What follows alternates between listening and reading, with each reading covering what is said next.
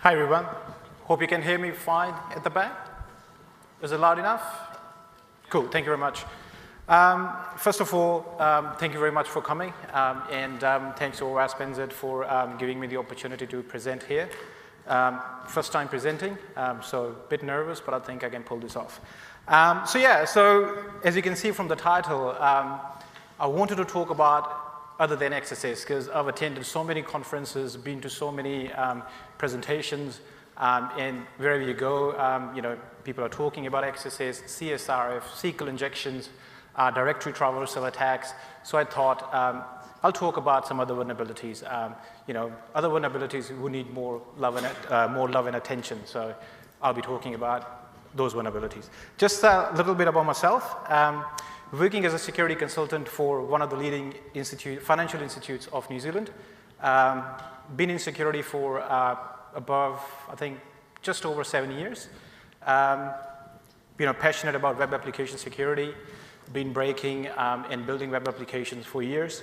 And over the last couple of years, I've started concentrating more and more into embedded systems and IoT devices, because that's where the world is heading.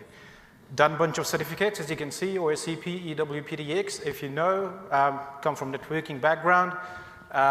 When I'm not doing security, I play cricket and I play football. And as you may have guessed, Messi is my best player. Favorite player, actually.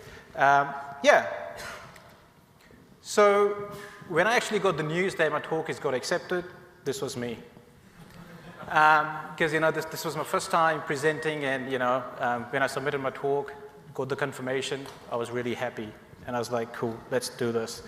Okay, topics. I'll actually be covering these 4 vulnerabilities. I'm not sure how many of you are actually aware of these vulnerabilities.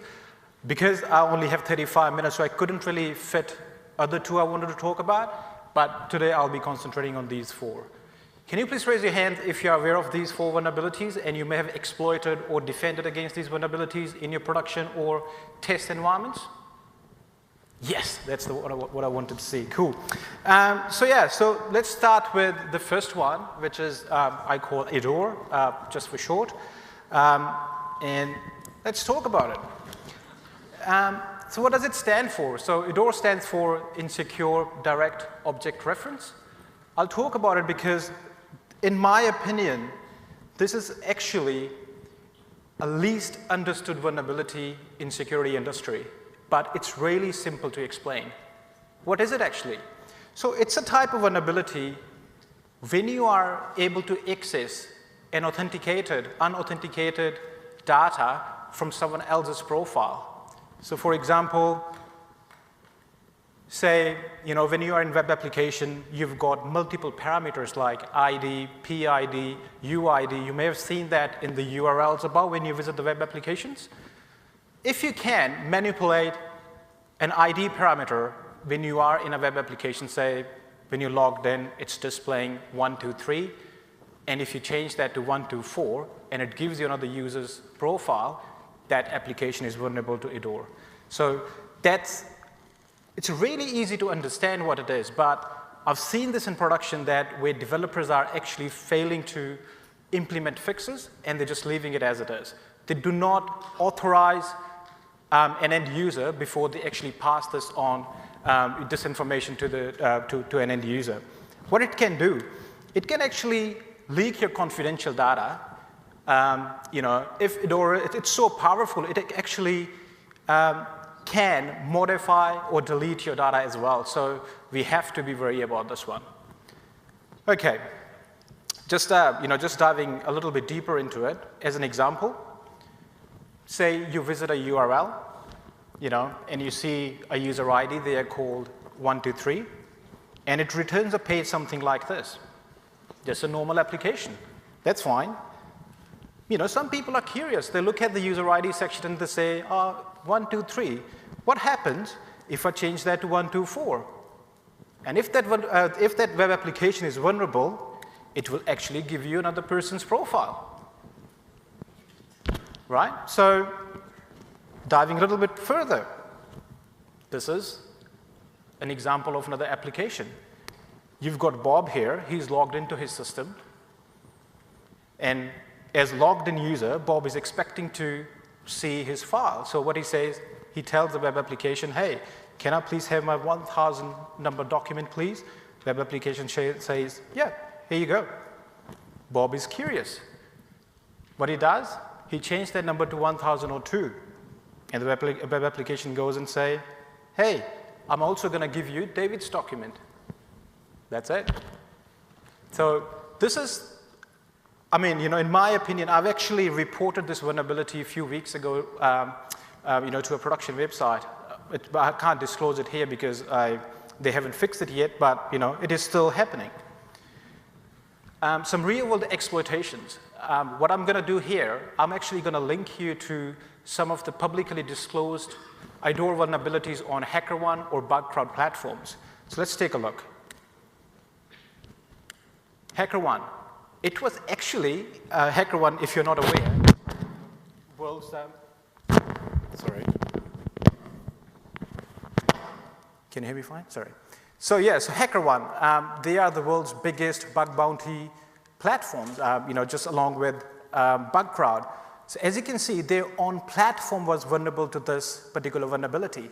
And security researchers actually found that on their feedback review page, anyone can go in, can post feedback about a particular researcher, and without anyone user's knowledge or any authentication or anything like that. They actually fixed this vulnerability pretty straight away. You can view this report whenever you like. Department of Defense had this vulnerability on their main website. They fixed it as well. You can see this report. Vimeo, I think you're already aware of this. So you could actually, this was an interesting one when I was reading the report, you could actually reset any user's password and you can take their accounts, take over their accounts. They fixed it. I think they awarded $1,000 or something to the researcher. Facebook had this vulnerability. You could actually take over anyone's page. How cool is that? Yeah, so next question is, the reason we are here, how do I fix this? So, first thing is, please authorize your users. Whenever they're asking for something, make sure they are authenticated, validate what they're asking before you present something back to the end user. Make sure the read-only users can only read within the application. They can't write to it because this is very logical. You have to make sure that you have to study your applications. You need to make sure that only read-only users can only read within the applications. Next one, as I think Anu mentioned during her API talk this morning, because this IDOR it's applicable to your APIs, your web applications, anything out there. You also need to make sure that your non-admin users can't issue your API tokens, which only your administrators can do.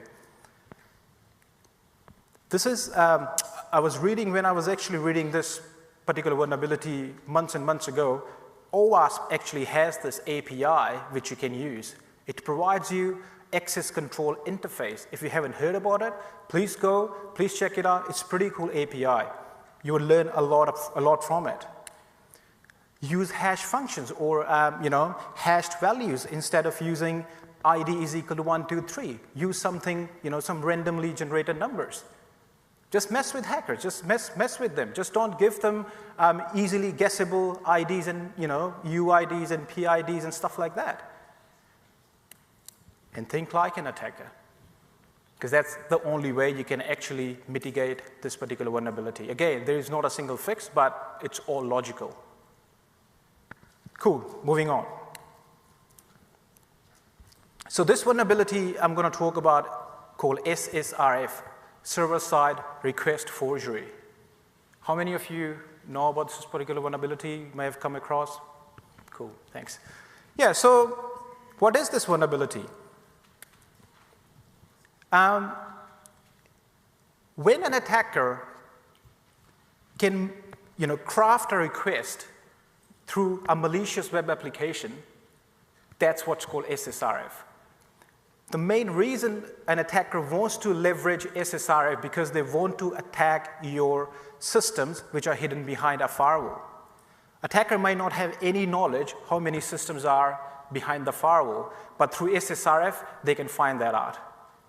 That's why we need to make sure that our web applications are secure. We need to make sure that our fixes are there so we can prevent against such vulnerabilities. For example, you may have a production website where you want to fetch some data from an external source. You ask your developer, he does this. He says, cool, I'll specify a URL is equal to blah, blah, blah, and I'll fetch something from an external source. It could be an RSS feed as well, right? But if that URL parameter is vulnerable, just change that URL is equal to external site to localhost, and it'll start giving information about your local host to an attacker. So we need to make sure that it is patched, it is secure, and we'll move forward and we'll talk about it, how to protect against this one. Just to illustrate it a little bit better, as you can see, attacker is sitting here outside of your firewall, sends a legitimate web application request, HTTP request, but including his SSRF payload.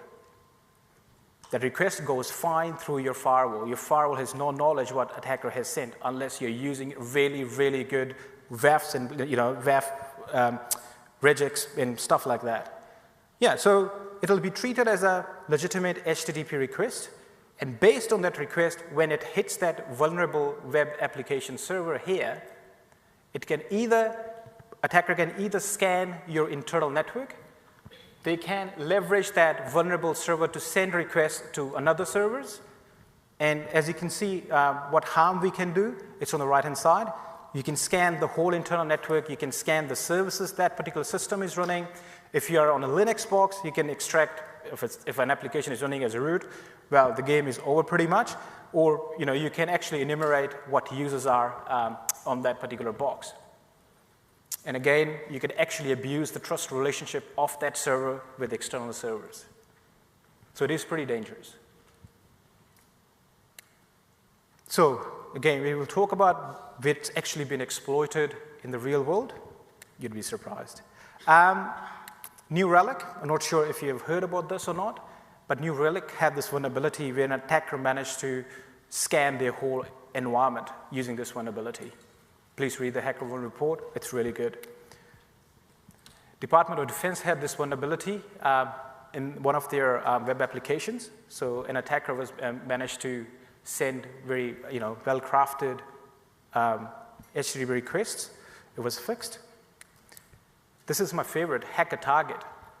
HackerTarget is a company who actually create web application scanners. A researcher, and they're also a creator of a tool called DNS dumpsters.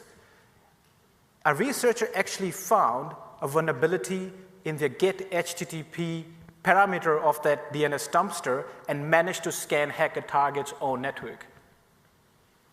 So that web application vulnerability patched probably within few hours because it was really critical. People were actually scanning their own network. And again, the Imgur had this vulnerability in one of their wrappers as well. So yeah. So how do I fix this? Only whitelist the DNS or the IP address your web application actually needs. Sometimes that's the best option. But again, in SSRF protection, it's not like there's going to be a common fix. You have to find out what DNS or IP addresses your web application needs to talk to and only whitelist those. Do not trust users' input and always validate. And you need to make sure that you do not, sometimes what happens, you receive the data from the external source, your application needs to validate that indeed this is what it's expecting. Just don't trust any data the external server is sending it to you. And also at the same time, don't pass the raw responses back to the client. Because if a client is able to see that your application is sending raw responses like SSH version is this, ID is equal to this, and blah, blah, blah, he or she will understand that, okay, this web application is vulnerable to SSRF attack. And again, if your web application is only using HTTP or HTTPS URL schemas, just disable the rest. Simple. And please keep in mind, there is not a single fix, like no universal fix for your SSRF.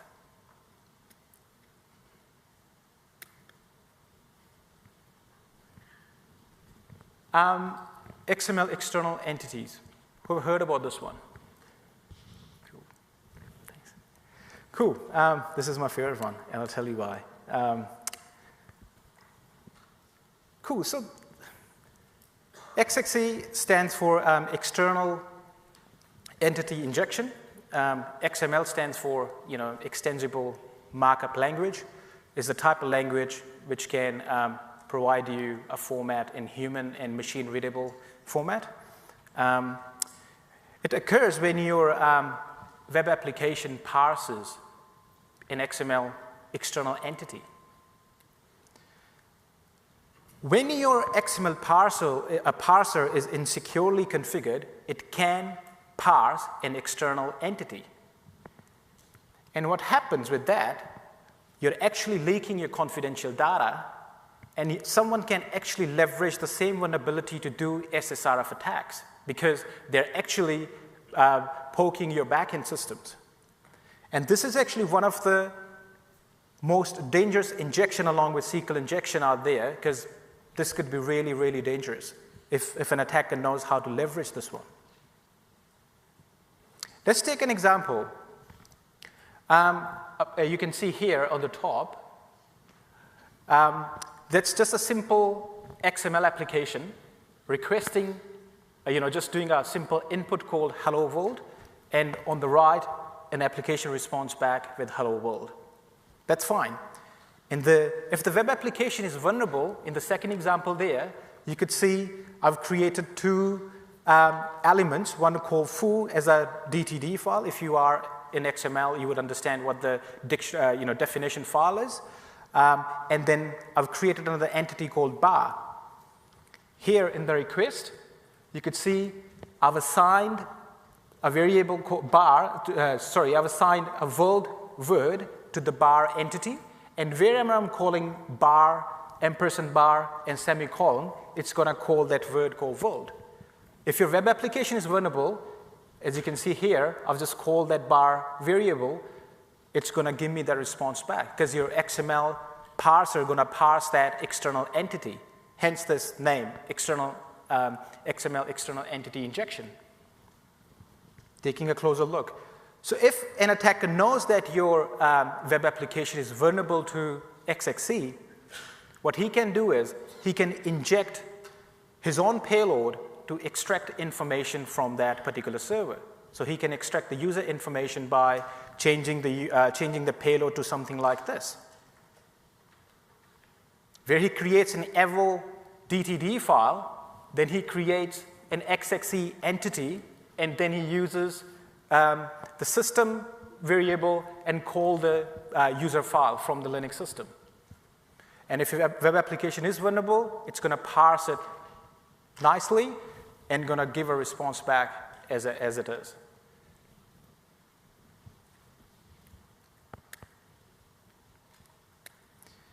Informatica had this vulnerability. It's a good read. Uber had this one. So the blind OOB stands for out-of-band XML entity injection, because sometimes web application might not be vulnerable to external entities, but you may have to also assign your own DTD file from an external source. That's why it's called out-of-band or blind XXE. I've actually used this vulnerability in one of my web application certificates I just did a few months ago, where I had to use XXE OOB to extract an exam file because there was a mandatory condition in order to pass the exam. So that's how I sort of understood this vulnerability, like what you can actually do. Not just XXE, but XXE with out-of-band technique. And Moneybird had this vulnerability as well. They are sort of an accounting software. You could read the report online. So the fix for XXE is a bit tricky one because all of the XML parsers by default processes or parses external entities. So what do you need to do? By default, every single XML parser is vulnerable to this attack. So what can we do? We can make sure that our XML parsers only trust local DTD files. They only trust local entities. And also, for example, in Java, you can disable, just taking an example of Java here, you could actually disable these parameters to prevent against this vulnerability. This one, cryptojacking, I'm going to talk about this one because I don't think like InfoSec presentations are complete without talking about cryptocurrencies or blockchain and machine learning and whatnot. So I thought this one will be a good one. So have you heard about cryptojacking, sorry? How many of you have heard about cryptojacking? Thank you. Relatively new vulnerability. And I was quite fascinated by this when I read about this one. And it has actually affected more than 2,000 websites so far in the past 4 or 5 months. So attackers actually don't need to install anything. What they're doing is they're actually infecting the browsers. They're infecting, websites and the browser plugins for cryptojacking. So what happens? So when a user visits a malicious website where the cryptojacking vulnerability has been plugged in, that particular browser will start mining cryptocurrency. So attackers are actually utilizing your CPU cycles to mine cryptocurrency. That's what's happening. Doesn't require any software install. It's completely up to a JavaScript code which runs in your browser. How cool is that? Actually started by CoinHive in a very legitimate way. What they did was they introduced a script called, don't know what they called it, but they introduced the script last September to mine Monero cryptocurrency. Not sure how many of you are holder of this cryptocurrency, no offense, but that was the whole reason why they introduced that script. Well, when you know that there is a script, people will start injecting that script, in the compromised websites to generate revenue or to mine their own cryptocurrency. Pirate Bay, I believe everyone knows about Pirate Bay. They actually asked their users, read up on it, please. That's what they asked their users. And the users told them, yep, we will give you some CPU cycles. We don't want to see more ads. Cool. That was funny. The impact. So American TV show network called Showtime, and Showtime Anytime, the websites were compromised, and they had this particular script injected. God knows who actually injected it. It's still a mystery. But they were pretty quick to respond. There were so many media apologies and stuff like that, and they fixed it. PolitiFact, again, they suffered the same vulnerability, same attack. Cristiano Ronaldo's website was compromised as well. Not the reason why I don't like him, but that was funny. Last but not the least, the UFC's pay-per-view website was also compromised. Again, they fixed it straight away. But yeah, that's just from the recent. What can we do about this? We don't want to give us CPU cycles because we run Google Chrome.